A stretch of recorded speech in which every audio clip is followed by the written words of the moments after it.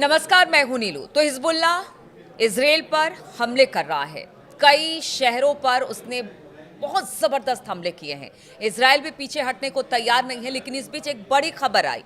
Qatar ने मध्यस्थता करने से मना कर दिया। देखिए, लगातार कोशिश यही की जा रही थी कि किसी तरह से मध्य पूर्व में यानी कि मिडिल ईस्ट में हालात को बेहतर किया जा सके, लेकिन कल इस बात की भी उम्मीद जो थी वो खत्म होती नजर आ रही है। अब ऐसे में यही है कि क्या यहां पर शांति बहाल हो पाएगी या हमले इसी तरह से होते रहेंगे। इंतजार बहुत सारी बातों का किया जा रहा है। इधर ट्रंप भी लगातार एक एक कर लोगों को अपॉइंट कर रहे हैं बड़े बड़े ओहदे पर, और जब तक वो शपथ नहीं ले लेते हैं तब तक ये क्लैरिटी नहीं होगी कि अमेरिका इस बारे में क्या सोचता है।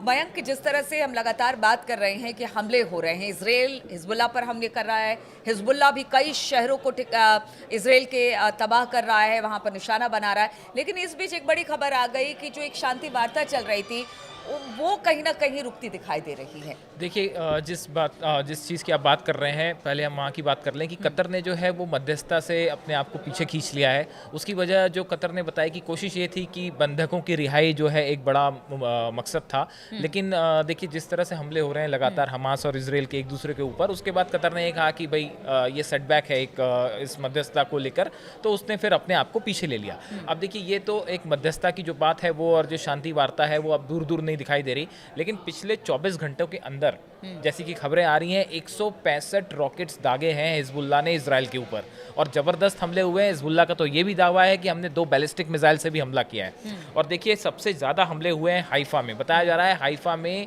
करीब 90 रॉकेट्स जो हैं वो फायर किए गए, जिसमें इजराइल का दावा है कि उन्होंने काफ़ी सारे रॉकेट्स जो हैं वो उनके आयरन डोम ने तबाह कर दिए हैं। लेकिन अब हाइफा से तस्वीरें भी सामने आ रही हैं, कई इलाकों में आग लगी हैं, कई जगह पे जो है वो धुआं उठता हुआ दिखाई दे रहा है, और कई बताया जा रहा है कि जैसे हिजबुल्लाह का दावा है कि जो हाइफा में बेसेस हैं इजरायली सेना के, उनको पिन पॉइंटेड होकर टारगेट किया गया है। वैसे ही देखिए, दूसरा बड़ा अटैक हुआ है गलीली में, जहाँ पे बताया जा रहा है कि 50 से ज़्यादा रॉकेट्स जो हैं वो हिजबुल्लाह ने फायर किए।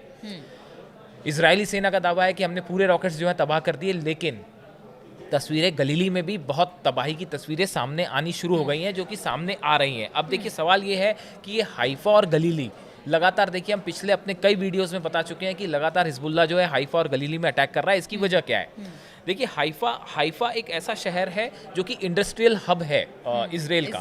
पूरी दुनिया भर की मीडिया की निगाहें हाइफा के ऊपर होती है। यहाँ पे जरा भी कोई भी अटैक होता है उसको इंटरनेशनल न्यूज़ बनती है। तो एक तो बड़ी वजह ये है। दूसरी, देखिए यहाँ पे बड़ी सारी केमिकल फैक्ट्रीज हैं, केमिकल हब्स हैं। अगर किसी भी ऐसी जगह पे कोई रॉकेट गिर जाता है तो उससे बड़ी तबाही होना भी तय है। यहाँ पे जो इजराइल के बेसेस हैं, ये इसको लगातार हिजबुल्लाह टारगेट करने की कोशिश कर रहा है। ये वजह है कि हाइफा पे जो है क्यों बार बार हमले हो रहे हैं। वैसे गलीली जो है वो एक धार्मिक शहर है इजराइल का, तो उसको जो है टारगेट करके एक संदेश देने की कोशिश करता है बार बार हिजबुल्लाह। तो देखिए, ये वजह है कि गलीली और हाइफा में जो है वो लगातार हमले हो रहे हैं। इसके अलावा अगर आप बात करें तो जो शिमोना इलाका है, यहाँ पे भी जो है ये तीसरी जगह है जहाँ पे पिछले 24 घंटे में बड़ी संख्या में जो है रॉकेट्स बरसाए गए हैं। तो कुल इस तरह से बताया जा रहा है, जो हिजबुल्लाह का दावा है कि 165 रॉकेट्स हमने फायर किए हैं, 2 बैलिस्टिक मिसाइल का भी दावा किया जा रहा है। इसमें से कितने एक्यूरेट निशाने पे गिरे वो अभी बात सामने आएगी।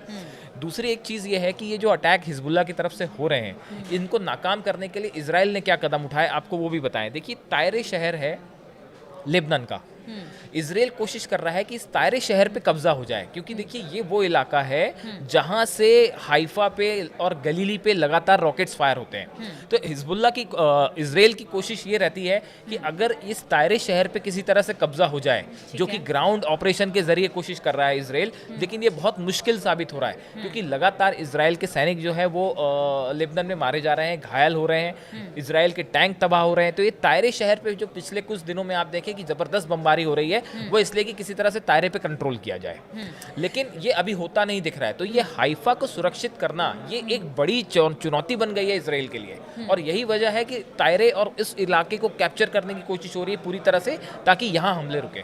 लेकिन मयंक, एक सवाल ये भी है कि चूंकि लगातार हिजबुल्लाह अटैक कर रहा है इजराइल पर, कई शहरों के कई बड़े ठिकानों को वो तबाह करता चला जा रहा है, लेकिन इजराइल का ये कहना है कि देखिए अभी भी वक्त है, अगर आप हमारे बंधकों को छोड़ देंगे तो शायद कुछ हो सकता है, लेकिन कुछ दिखाई नहीं दे रहा। देखिए, मतलब हमले अभी क्या क्या हालात- इस बीच में क्या ऐसे ही चलते रहेंगे क्या? देखिए हालात ऐसे ही बना रहेंगे? हालात ये हैं कि नेतन्याहू को अपने ऑफिस में, अपने घर में बंकर से काम कर रहे हैं। जो उनका बेसमेंट है वहां से काम कर रहे हैं। खबरें सोशल मीडिया में इस तरह है कि नेतन्याहू अपने घर में ऊपर के अपने ऑफिस में ऊपरी मंजिल पे जाना उन्होंने बंद कर दिया है। लगातार उनके ऊपर 2 बार अटैक हो चुका है, अटैक की कोशिश हो चुकी है, और अब तो हालात ये हैं कि बताया जा रहा है कि उनकी सिक्योरिटी बढ़ा दी गई है। और कभी भी जो है ये हिजबुल्लाह की तरफ से ये साफ कह दिया गया है कि निशाने पे हमारे नेतन्याहू हैं, तो उसके बाद से नेतन्याहू की सुरक्षा बढ़ा दी गई है। और इजराइल भी इस बात को बहुत अच्छी तरह से समझ रहा है कि ट्रंप के इसके पहले, देखिए इसमें जो अब कई चीज़ें ऐसी हैं जो ये कहा जा रहा है, जिसकी चर्चा है कि इसके पहले कि ट्रंप शपथ लें, उसके पहले हिजबुल्लाह अपनी तरफ से पूरी कोशिश कर रहा है इजराइल को नुकसान पहुंचाने की। और अब तो ये भी खबरें आ रही हैं कि ईरान भी जो है वो कुछ बड़ा कर सकता है ट्रंप की शपथ लेने से पहले। एक सवाल और यहाँ पर मयंक बनता है, चूंकि देखिए लगातार हमले हिजबुल्लाह तेज करता चला जा रहा है इजराइल पर। चूंकि बातचीत हो रही है कि ट्रंप अगर आते हैं, अपने पद को संभालते हैं, उसके बाद चाहे वो इजराइल या फिर हिजबुल्लाह के बीच में या इराक के बीच में जो भी इस तरह से प्रॉक्सीज के बीच में वॉर जारी है उसे खत्म किया जाएगा। इधर रूस यूक्रेन की बात भी हो रही है। ऐसे में जब हमले तेज किया जा रहा है और अगर आप बातचीत के मंच पर बैठते हो, तो क्या वहाँ पर जिस तरह के हमले हो रहे हैं, जिस तरह से दबदबा लगातार हिजबुल्लाह या फिर ईरान भी लगातार धमकी दे रहा है, क्या ऐसे में पॉसिबल है कि उनकी बात मानी जाएगी? यार अमेरिका या इजराइल की किसी बात पर बीच का कोई रास्ता निकाला जाएगा? इनके हमलों को देखकर क्या ऐसा लग रहा है क्या? मैं आपको 3 बयान बताता हूँ जो कि इजराइल की तरफ से आए हैं। देखिए, पहला बयान तो नेतन्याहू का है। उनका कहना है कि ईरान का जो परमाणु कार्यक्रम है उसको हर हालत में रोकना चाहिए। बिल्कुल। पहली बात। दूसरी बात जो है, ईरान के जो विदेश मंत्री हैं गिदोन साल, इनका बयान आया है कि परमाणु कार्यक्रम को रोकना ही हमारा मकसद है।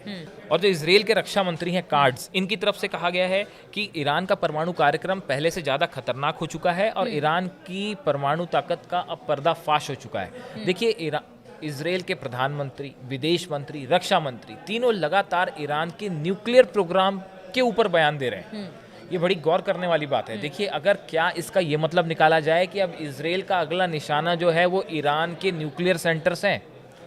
देखिए, लगातार इनके जो बयान आ रहे हैं और खासकर ट्रंप के जीतने के बाद सडनली जो है वो फोकस ऑफ अटेंशन जो है वो ईरान का परमाणु कार्यक्रम हो गया है। इससे ये इस तरह की चर्चाएं हो रही हैं। हमने अपने पिछले वीडियो में बताया था कि कैसे ईरान में जो है बैलिस्टिक मिसाइल जो है वो टेस्ट करने को लेके चर्चाएं होने लगी थी। तो अब सवाल ये है कि क्या ट्रंप के शपथ लेने के पहले इजराइल अपनी तरफ से कुछ बड़ा करना चाह रहा है? क्या ईरान के, जैसा कि पहले ट्रंप ने भी इशारा किया था कि ईरान के न्यूक्लियर सेंटर्स को जो है निशाना बनाया जाना चाहिए, तो क्या ऐसा कुछ होने जा रहा है? और वहीं दूसरी तरफ ईरान की भी तरफ से तैयारी पूरी कर ली गई है और हो सकता है, ऐसी चर्चाएं हैं कि ट्रंप की शपथ लेने के पहले ही कोई बड़ा अटैक ईरान की तरफ से भी हो सकता है। और ईरान की तरफ से साफ कर दिया गया कि इस बार अटैक सिर्फ बैलिस्टिक मिसाइल या फिर ड्रोन अटैक तक सीमित नहीं होगा, इससे आगे भी बड़ा कुछ हो सकता है। तो क्या अमेरिका और इजराइल दोनों से आर पार की लड़ाई में इधर ईरान और हिजबुल्लाह और हमास और हुती, ये सारे संगठन जो प्रॉक्सीज है ईरान के, क्या दिखाई दे रहे हैं? क्या इस बार ईरान का एक प्लान है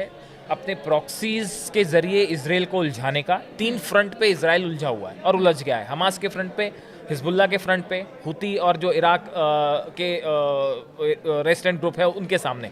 तो कई फ्रंट पे इजराइल को उलझाना ईरान का मकसद है फिलहाल, जिसमें वो सफल होता दिख रहा है। अब वेट इस बात का है कि ट्रंप एडमिनिस्ट्रेशन के आने के पहले, पूरी तरह से ट्रंप की शपथ लेने के पहले, क्या कहीं कोई बड़ा अटैक होता है या नहीं।